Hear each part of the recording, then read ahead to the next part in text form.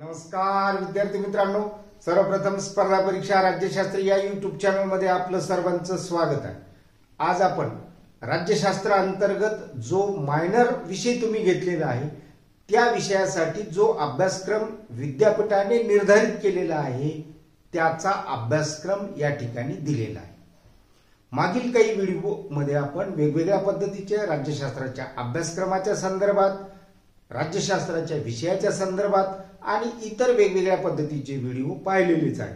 त्या माध्यमातून माहितीही घेतलेली आहे। मात्र अशाच स्वरूपाची माहिती तुमच्या बरोबर असावी, तुम्हाला लवकरात लवकर अभ्यासाला सुरुवात करता यावी आणि तुमचा वेळ वाया जाऊ नये यासाठीचा हा आपला प्रयत्न आहे, जो की ई कंटेंट डेव्हलपमेंट मध्ये आपल्या या सर्व गोष्टींना अतिशय महत्त्व आजच्या कालखंडात येऊन ठेपलेलं आहे। त्यासाठीच या चॅनलवर कनेक्ट राहा। सर्वप्रथम हे चॅनल सबस्क्राइब करून घ्या, आलेलं बेल आयकॉन प्रेस करा, सर्व विद्यार्थी मित्रांना हे व्हिडिओ शेअर करा। कमेंटच्या माध्यमातून तुमच्या अशाच फीडबॅकची नोंद केली की मला त्याच्या माध्यमातून प्रेरणा मिळत असते। विद्यार्थी मित्रांनो, तुम्ही राज्यशास्त्र हा विषय विद्यापीठाच्या परीक्षेसाठी अभ्यासत आहात। ज्या वेळेला तुम्ही हा विषय निवडलेला आहे त्यावेळेस तुमची रुची सुद्धा वेगवेगळ्या स्पर्धा परीक्षेकडे जायची आहे असा त्याच्यामधून अर्थ आहे। कारण वेगवेगळ्या स्पर्धा परीक्षेमध्ये अशाच जे टॉपिक्स तुम्हाला अभ्यासक्रमामध्ये आहे याच टॉपिकवर किमान एक तरी प्रश्न विचारला जातोच आणि तोही हमखासपणे।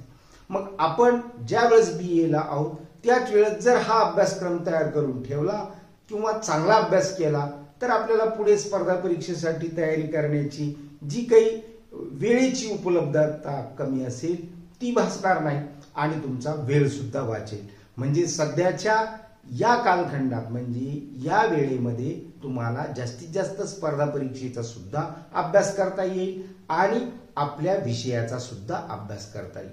आता तुम्हाला या ठिकाणी लक्षात येईल की राज्यशास्त्र अंतर्गत BA द्वितीय वर्षाला आपल्या विद्यापीठाच्या माध्यमातून जे तुम्हाला पेपर्स आहेत त्यामध्ये मेजर आणि मायनर असा फरक तुम्हाला आतापर्यंत लक्षात आलेलाच असेल।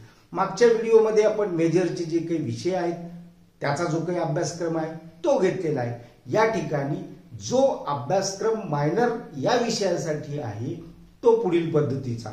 टायटल काय आहे तर स्थानिक स्वराज्य संस्था या पेपरचं नाव आहे आणि पहिला जो काही घटक त्यामध्ये दिलेला आहे तो सुद्धा तुम्हाला स्थानिक स्वराज्य संस्था अशाच स्वरूपाचा आहे।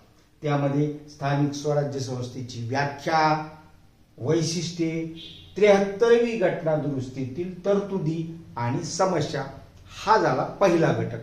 या पहिल्या घटका अंतर्गत तुम्हाला जो अभ्यासक्रम निहित आहे त्यामध्ये तुम्हाला हे लक्षात येईल की याच्यावर वेगवेगळ्या स्पर्धा परीक्षेमध्ये काही प्रश्न तुम्हाला विचारले जातातच। मग अभ्यास करत असताना सुद्धा हाच भाग आपण या ठिकाणी लक्षात घ्यायचा आणि तो जर लक्षात घेतला तर आपल्याला अभ्यास करणं सुद्धा सोपं होतं। त्यासाठीच तुमचा राज्यशास्त्र हा विषय घेण्याचा निर्णय अतिशय समर्पक आणि दूरदृष्टीपणाचा आहे हे लक्षात असू दे। दुसरा जो काही घटक आहे तो कोणता आहे तर तो आहे जिल्हा परिषद।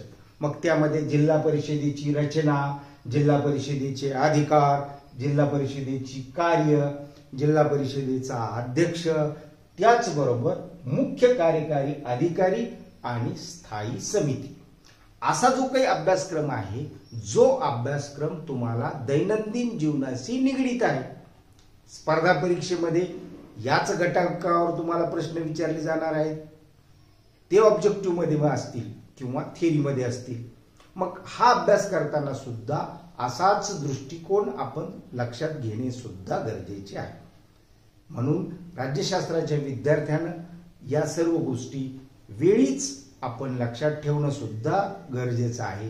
याच अभ्यासक्रमामधील तिसरा जो काही घटक आहे तो आहे पंचायत समिती।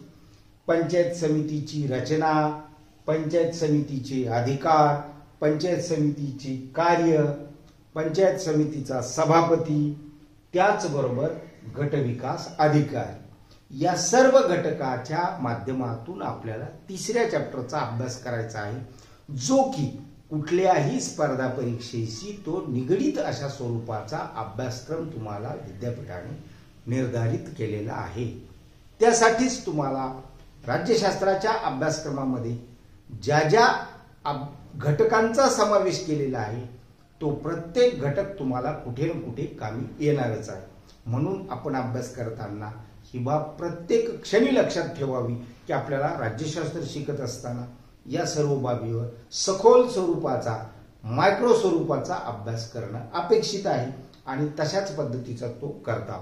कारण की या ठिकाणी जरी या सब्जेक्टचं टायटल मायनर असं जरी असेल तरी हे अभ्यासाच्या दृष्टीनं कोणताही विषय अभ्यासत असताना तो आपण चांगल्यात चांगल्या पद्धतीनं जो की पुढे चालून आपल्याला त्याचा अभ्यास करण्याची गरज भासणार नाही अशाच स्वरूपामध्ये अभ्यास करणं आवश्यक आहे.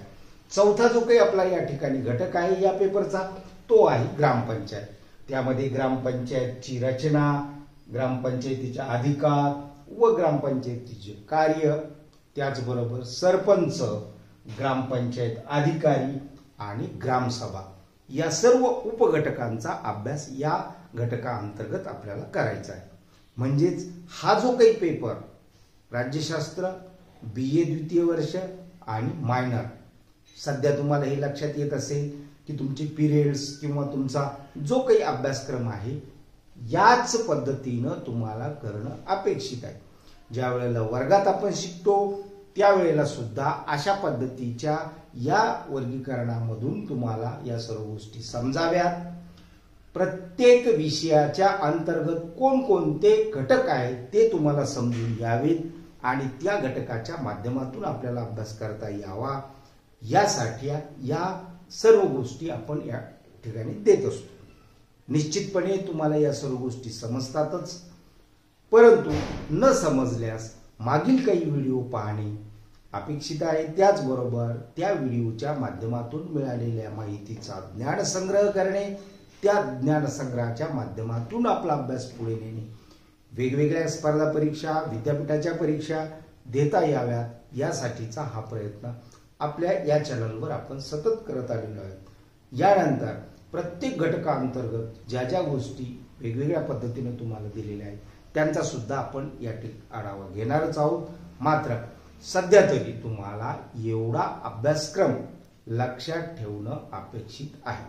मात्र हा व्हिडिओ संपत असताना तुम्हाला जाता जाता हे लाईकचं या ठिकाणी जे काही बटन आहे तेही तुम्हाला असं छोट्याशा पद्धतीने लाईक करणं अपेक्षित आहे. आजच्या या व्हिडिओमध्ये एवढा संदेश पुरे आहे. धन्यवाद.